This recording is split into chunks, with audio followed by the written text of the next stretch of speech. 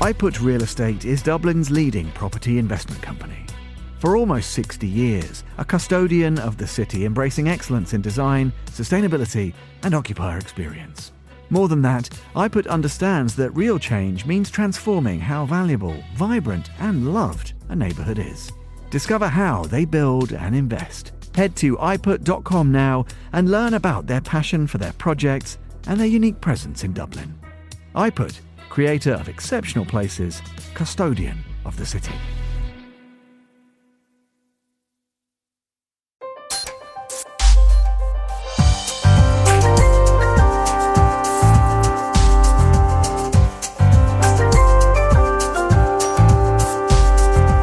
Hello and welcome to The Urbanist, Monocle's programme all about the built environment. I'm your host, Andrew Tuck.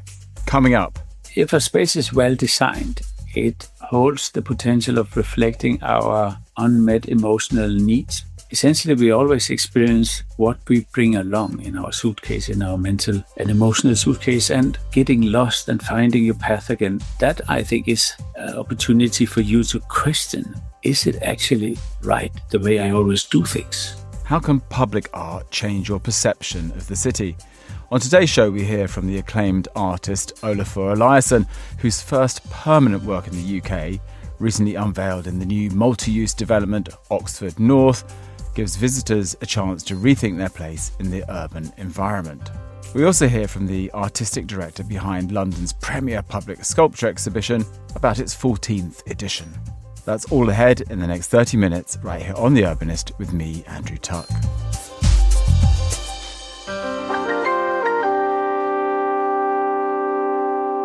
We start the show today with Olafur Eliasson, the visionary Danish-Icelandic artist who has recently unveiled his first UK permanent public artwork. The piece was commissioned by and sits within Oxford North, a new £1.2 billion global innovation district in Oxford, designed to host the next generation of science, technology and associated industry occupiers. The Fletcher Priest Architects design is a joint venture between St John's College, through its development company Thomas White Oxford, Ontario Teachers Pension Plan and the asset manager Stanhope. Well, to explore how important public art can be giving new developments a sense of place in the built environment, we recently caught up with Eliasson and he began by describing his new work in Oxford North. In Oxford North, there is a new area being developed. There will be offices, residential, stores and bars and so on. So there's a little city development, and in the middle of all of that, there is a green area. It has a good size. It has a couple of roads going through it, zigzagging. And in that green area, I have made 8 sculptures, if you want, or one big sculpture in 8 parts. And they are actually thematically based on the 8 planets of our solar system. So one is the Earth, of course. So there's a Venus, Mars, Jupiter, Saturn, and so on and so forth. And they have different colors. They're slightly different in the way they're made, but each of them underneath the sort of sphere that looks like a little bit like a planet, there is a bench, circular bench, which you can sit on if you're strolling through the park. And because it's a circle, it might be a little bit like sitting around a campfire or sitting in the circle, or you might turn the other way and sitting with your back to the center of the thing. So it both works, I would say, as a comfortable little bench opportunity to sit down at, or at night it has a light or it glows. It's not really illuminating the area, but it is a bit of a guidance as 8 street lamps, you could say. And of course, it also just works as a sculptural element of the park. And once the trees grows a little bit more, it, I believe, looks very welcoming. When you're working unusually perhaps with a client, as it were, when somebody comes to you and says, look, we're building this incredible development, and what's interesting about the development, it is a space where they're going to be inviting in scientists to work there. Its proximity to Oxford University means it's a place of new learning and new ideas. How do you come to a conclusion about what you might think is correct for a new piece of public realm, a new park that hasn't existed before? How do you begin the conversation about coming up with an artistic solution to an intellectual challenge from a client? I try to, first of all, analyze what is the intentions. Why making a park there in the first place? What's the programming, so to speak, the urban planning? Is it more recreational, or is it just like practical to get through from A to Z? And who is actually going to go through the park? Is there a market once a week, I believe? And all these many questions. And once I understood that to some extent, and as well as I can, I start to think about what kind of hospitality is it actually intended to sort of hold? What type of generosity do we want it to radiate? It is, of course, a public space. And this means that it is a space that belongs to all of us. It is, lastly speaking, paid by the taxpayers. It is something that belongs to the people who intend to use it.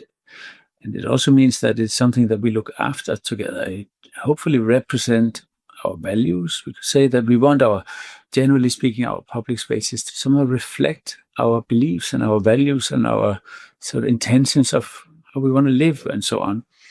This means that I, of course, then look into why is that important? Why is something public actually important? But isn't it enough that we just have our place to live and our little garden maybe behind there? Why do we also need to have something public? And of course, there's a discourse, or there's an idea behind this that I think has to reflect we live in a democracy. We live in a high degree of freedom. It is a regulated space. There's rules, traffic rules. There's all kinds of things that you can and cannot do.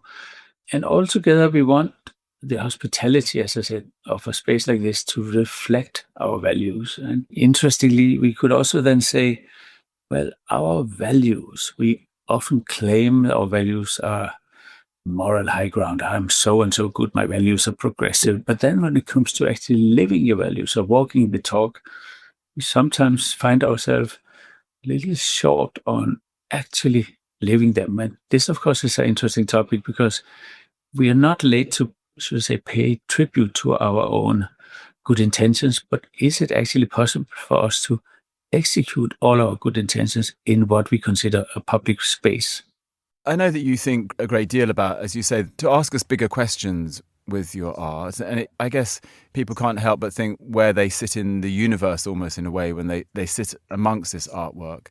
It's a difficult thing for public art to do, but is that the ambition when you set out on one of these processes, that without overwhelming people with questions, that people do see the work and respond to it in a way that they ask questions, I don't know, about the environment, about what we're doing to nature, about our position in the planetary system in some way, that it does leave us thinking, as you say, about our responsibilities and the morality we have? I think that if a space is well designed, it holds the potential of reflecting our unmet emotional needs.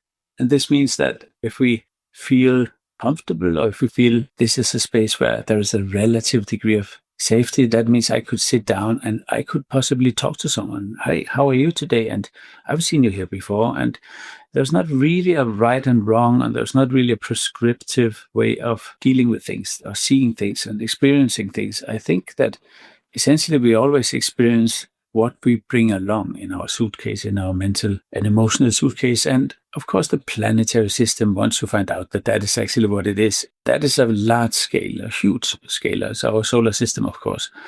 And then you could also say there is a little scale, which is kind of like a bench around a campfire almost. Each planet is a little bit like a fireplace. Of course, you have to look up in this case, but there's somewhat a warming gathering place, an opportunity to actually just sit down. They're not on one row, they're not organized. They're sort of meandering on and off, close to the path, further away from the path. Some of them, as it is with our planet, some of them are sort of drifting in their own orbital reality. And that suggests that maybe there's a opportunity for some informality, a little bit like the pavilions.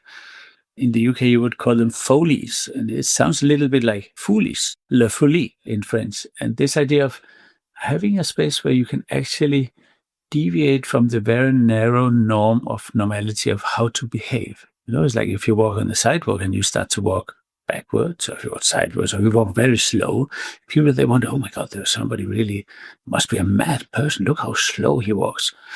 So this idea, of course, also historically referencing the English garden, that there's a kind of a little bit of a getting lost and finding your path again. That, I think, is an opportunity for you to question, is it actually right the way I always do things? And tell me, for you as an artist, when you set out to make a piece, this is a permanent piece, your first permanent piece here in the UK. Do you think differently about those works that are more ephemeral, that Green River, for example, where the water was dyed? Do you think about them in different parts of your brain, as it were, that you have one track where you're thinking about a legacy of pieces that people can see all the time and other things which are interventions and more of the moment? Yeah, I think it's like slightly different languages, you could say there. It's not really better or worse. It's more like some ephemeral pieces would not necessarily work as permanent pieces because they would just be not as interesting as artworks. And sometimes, like in this case here, there's a sort of slowness to the way that people can experience it. They can come back many times and maybe see something different, slowly realize they're not at all the same, these different planets, and everyone has a different color, not very different. And, you could establish a relationship. Coming in the morning is different than the evening. The summer is different than the winter. And of course, importantly, the permanent pieces, there's a whole aspect around health and safety, and they're supposed to not break down and all of these things. So they follow actually the same architectural code as everything else in the space. So there's quite a big difference, but fundamentally, it is always not about the actual structure, but about the way people experience it. Do you ever take time to reflect and quiz yourself about why so many people respond in such extraordinary ways to your work? We're talking about millions of people coming to see your installations, your permanent pieces.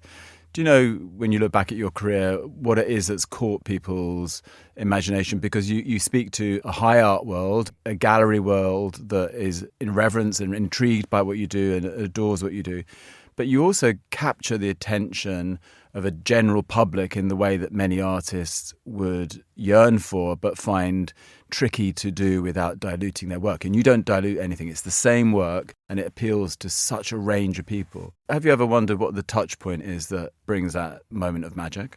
No, I'm very grateful. I worked now for almost 30 years and I've been very fortunate to work with good people. And as a team, I think we have achieved a lot. I wish I could take credit for everything.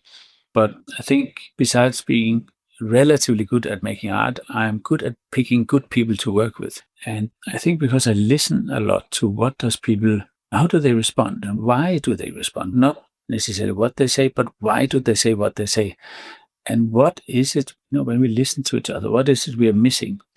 There's something profoundly humanizing in actually sitting down and not say something, but listening to each other. And that I think can be extremely inspiring because we tend to, when we speak out our truth, we tend to be maybe a little bit defensive. But after a little while, we lower our defensiveness and we become a little bit more vulnerable. Once we're a little bit more vulnerable, we start to come across in a little bit more honest way. And once you are honest, there is trust. And once there's trust, there is love. So my secret is that I love the way people see the world. And it just takes sometimes a little time to get through to their most vulnerable parts. You use beauty in an interesting way to connect people to some challenging things. And one of those is around what's happening to our planet and to the challenges of climate change. Can I just ask you about this extraordinary story of you taking this 20,000-year-old piece of Greenland's glacial ice to be blessed by Pope Leo? And there's this extraordinary picture of him blessing this. How does something like that come about? Yeah, so the former Pope Francis made quite a legendary climate statement called Laudatio Si.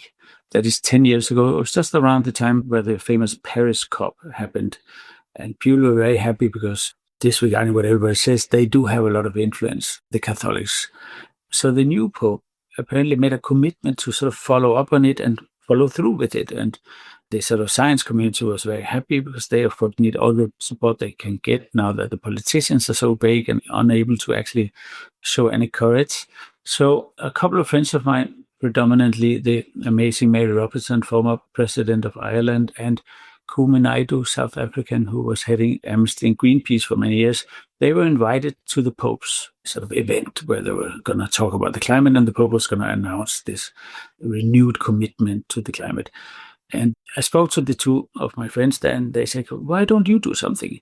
And I said, no, I'm not going to do something where it's about preaching the choir. If I want to do something, it's going to be in the press. And I would like to make an artwork where the hand of the Pope is on the ice.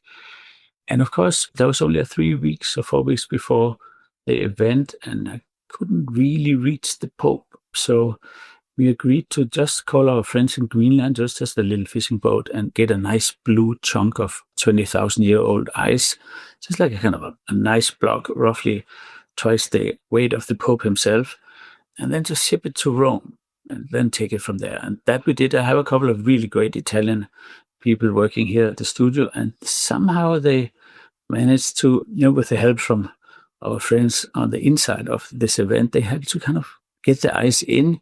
And then we just kind of snuck it up on the stage where the Pope's chair was. So we kind of, everybody knew right in the open, but we kind of smuggled it up to the stage. And once the Pope came, of course, he was going to go like, wow, look at that. Isn't that fascinating? And we had then briefed as much as we could that he should really give it a blessing, because by all means it had come all the way from Greenland. And, it would be embarrassing if nobody paid it any sort of tribute for all the traveling that it's gone through to get there. And that is often how I work. It wasn't very informal, but also wasn't really based on a formal invitation or anything. It kind of, everybody thought it was a great idea, and just somehow it happened. You're creating work that isn't for hiding away on the hole in people's homes and hidden away in bank vaults. You're making art to be appreciated that's public. And if we go back to this project here in the UK, what is it about public art that you think is important? I think it's several layers. Public art you often see several times. You have a sense of belonging to somewhere. Every place has a sort of signature, a kind of footprint, something that is authentic to that. And I think once you have a sense of belonging, and if you also feel acknowledged and you experience some kind of dignity in the way you can be in that space, then you have, I think, something truly unique. And in that space, you can then evolve. I think if you do not feel that you belong, if you feel alienated, and if you don't feel acknowledged, but you feel not listened to, and if you don't experience dignity, then you kind of you lose self-worth. And that is, I think, how many people feels. So I think art or culture, you really, meeting places and gathering and small events can give a space the kind of identity that makes you start to belong. You feel acknowledged. You feel you're worth something. You contribute to a space. You become a part of a community. And once you're a part of a community, you also become a stakeholder in the future, and then you start to vote. So art is an incredible investment also. This is one of the greatest things you can do with public money, is to put it into art. There's a return on that public investment simply in societal upside. What an amazing place to end. Olafur, thank you so much for joining us here on Monocle Radio.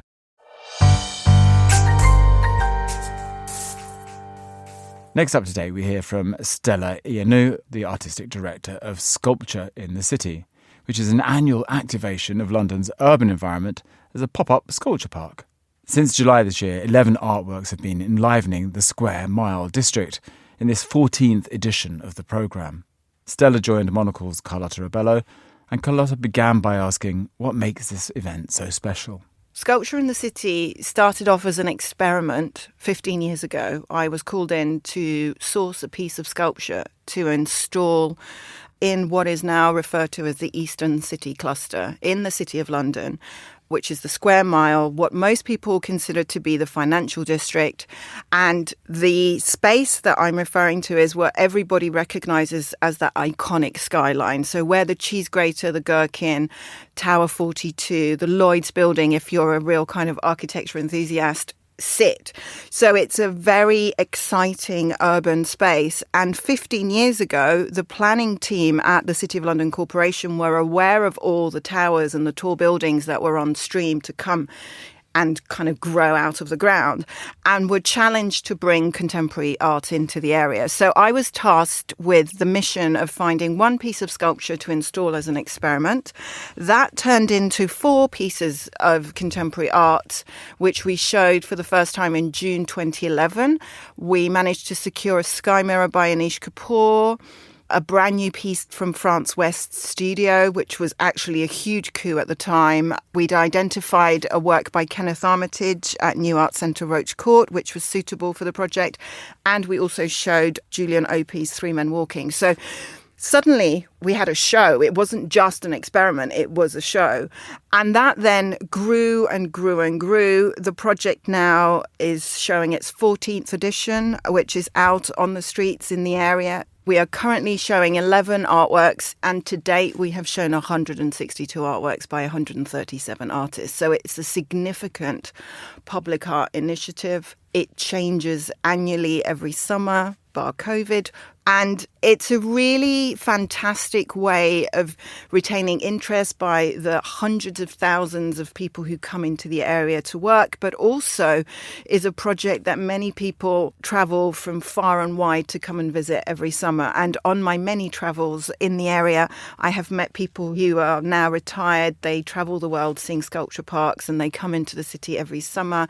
It's just a really fantastic initiative. I do love this idea of, how public art can help transform a space, particularly in the City of London, which for those who don't frequent it enough, it might be a foreign environment. But, the idea of the big office blocks, the big towers, and this is really a way of almost humanizing the area too. Absolutely. It's a space or a place which is defined by these monster buildings, which are all very shiny. It's glass and steel. It's a little bit inhumane. I mean, they are machines for working in, right? They're some of the best examples of contemporary architecture, but equally they're not the friendliest or the cuddliest, let's say.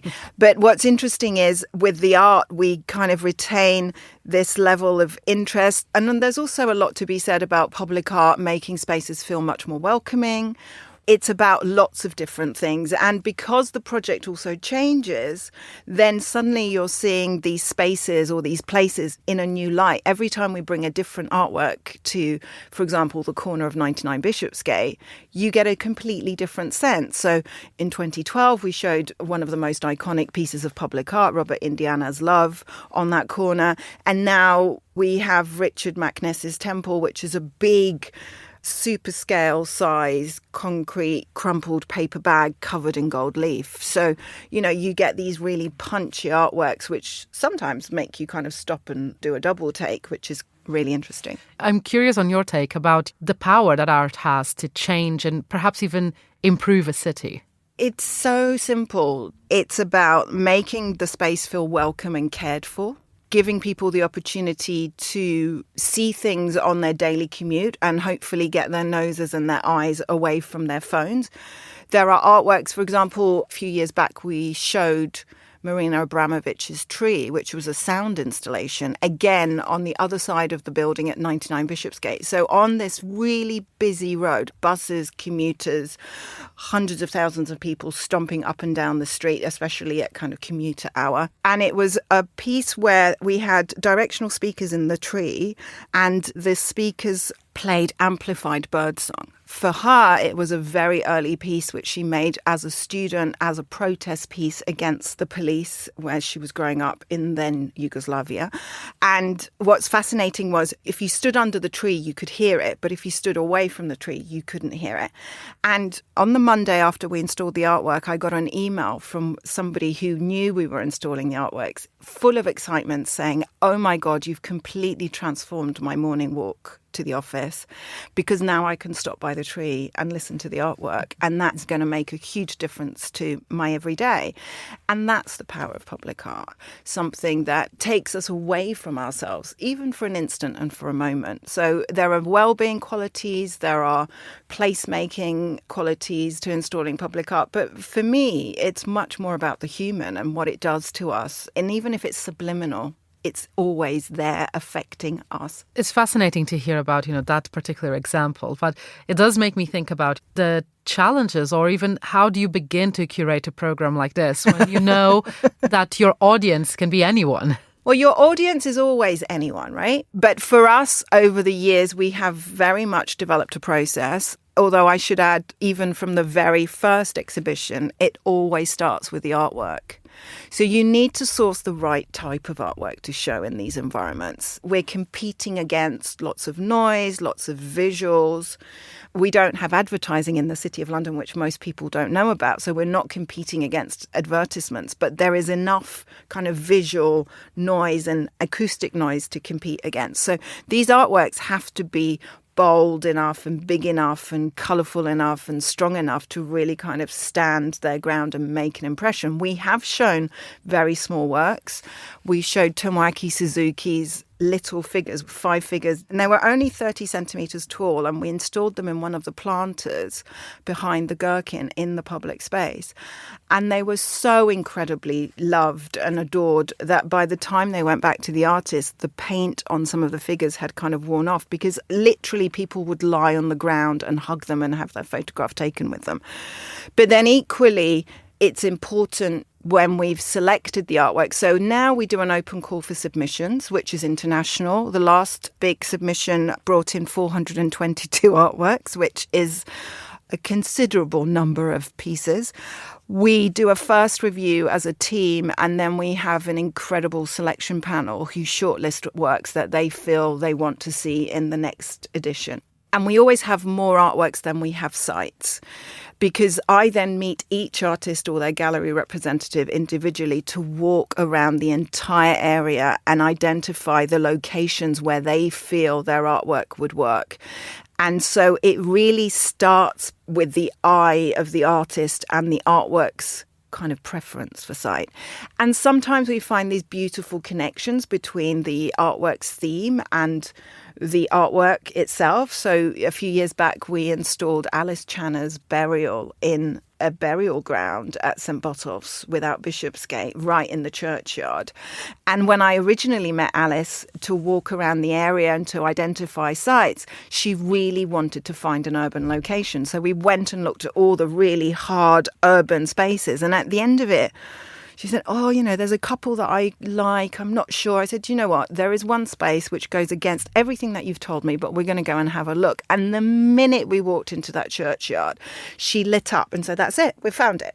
So not only was the artwork called Burial and was installed in a burial ground, but the artist absolutely loved it. So that process is how we do it. It has to be about the artwork. You know, the audiences are really significant, but if you don't cite the artwork, if you don't select the artworks, then you don't really have a show.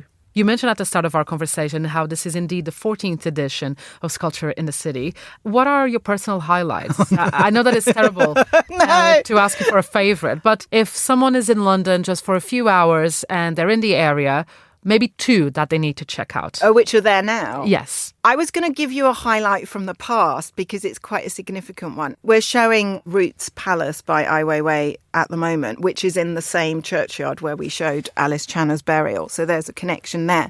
But I think for me, one of my biggest highlights from the 162 artworks that we've shown to date was actually showing Forever by Weiwei in 2015. And at the time when we selected the artwork, or when we'd agreed with the gallery that we were going to show Forever outside the Gherkin, Weiwei was still incarcerated in China. And then you kind of roll forward to suddenly we were installing the artwork in September, and I believe it was probably either July or August that year where he was released. And suddenly he was out of house arrest. He was travelling. He was coming to London because at the same time he had a big show on at the RA. And that was just phenomenal. So to have that moment where we started off with an artist who was under house arrest, and then a few months later we're installing the artwork, which took 9 days. So there were 1,274 bicycle frames that needed to be connected to create a work which was 15 metres long, 7 metres tall and 5 metres wide. So it was this huge installation, which took 9 days to build. And then Weiwei was here. So for me, if I was to pick, my biggest highlight of all times was actually meeting Weiwei that morning when he came to see the installation. Now, I know there's other side events too. Absolutely. So tell me a bit about those and the role that they play, in bringing bigger audience to the arts world. And into the city. So not just the art world. So the city is a place which most people don't consider. They can go out with the family too. But actually, we've organised family festivals. We've done things called Sculpture Fest. We have a fantastic event which we've organised at least 4 or 5 times now, which is called Little Art Critics TV, where young people get to become a critic for the day. So they walk around with a TV crew. The children speak to the artworks. The children are always the best art critics because there's absolutely zero filter to what they're seeing and what they're saying. And then the team compile a film which then gets screened on a big screen. I mean, it's a great family event. So that takes place at least twice a year at the moment. And then the other end of the scale is we have events called Cocktail and Create, where more recently we had Maya Rose Edwards, our artist, who we're showing at the moment with Kissing Gate at Aldgate Square. And Maya ran a whole workshop creating love tokens with people who came from far and wide. We had a lady who came in from Bristol for that particular event. We've hosted roundtable discussions over creativity and hormone health. We're currently putting together another one around well-being and public art. So there is a huge range of talks, events, family events that we curate and produce as part of the overall programme. And all I'd say is go to the website, sculptureinthecity.org.uk, and the programme is there. There's more coming next year, but the next one is definitely on wellbeing, and it will more than likely be in January next year. Stella Ianu, Artistic Director of Sculpture in the City, speaking there with Monocle's Carlotta Rebello. So, two interesting takes on the world of public art. But just because it's public art, it doesn't mean that it's, well, good art. All sorts of nonsense gets dropped into parks and plazas in the name of democratising culture, administrating a dose of art to places deemed to be in need of some lofty inspiration. But then often the problems begin. To avoid offending folk, private landlords and corporate players sponsor pieces that are less art and more gigantic knickknacks, inoffensive confections. Or the commission gets dispatched via some committee that listens to stakeholders, lots of stakeholders, and the outcome is then something that has no merit as art. That's why it was so interesting hearing from Olafur Eliasson, because he comes good on both the public and the art elements. I think he understands the power of creating a project that engages with a large number of people and that sits outside the confines of, say, a gallery. He knows that some ideas should result in permanent works, others be events that shine, inspire, change perceptions, then vanish. He also sees how you can raise some big ideas with public art, suggest some fundamental questions for people to ponder. Only, though, however, if you make an artwork that enthralls and entertains too. I think he understands how art can work on the public stage where many others don't. And he's also good at that art bit, making work that the public and the art world both find some merit in. We live in a time when many people think that society is cleaved in half by politics, different opinions, where people are unsure of each other, question who belongs. These problems tend to fester and entrench behind closed doors, yet get people into the public realm to focus their intention on engaging with public art, and our differences subside, get parked, even if only for the day. Public art can pull us together, well, if it's done well. Done badly, well, then it just winds people up even more. So let's remember Christo and Jean-Claude wrapping the Arc de Triomphe, and the Reichstag too. Let's cheer Anish Kapoor's mirrored cloud gate, affectionately known as the Bean in Chicago, and enjoy the arguments that to and fro about the merits of the temporary artworks that get parked on the fourth plinth in London's Trafalgar Square. They're all works that get us talking, smiling, even frowning on some occasions. But believe me, public art can do good things. Really, it can bring us together. And that's all for this week's episode of The Urbanist. You can follow us for new editions of the show every week, and you can subscribe to Monocle magazine for reports on all things design, architecture and urbanism too. Just visit monocle.com. The Urbanist is produced by Carlotta Rebello and by David Stevens, who also edits this show.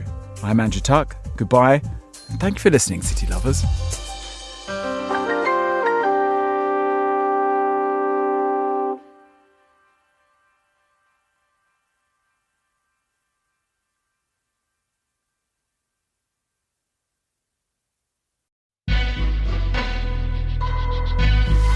iPut Real Estate is Dublin's leading property investment company. For almost 6 decades, they've owned and developed the best workplaces in Ireland, setting standards and attracting global capital to the Irish market. As a gateway to Europe, Dublin is a global centre for investment. iPut leads the market by delivering innovative, design-led workplaces and public spaces that enhance the occupier experience and neighbourhood life. Their ambition? To set new benchmarks in workplace quality, attract leading businesses to Dublin, all while delivering strong, sustainable returns for their investors. Find out how they're building this future. Head to iput.com now. iPut, creator of exceptional places, custodian of the city.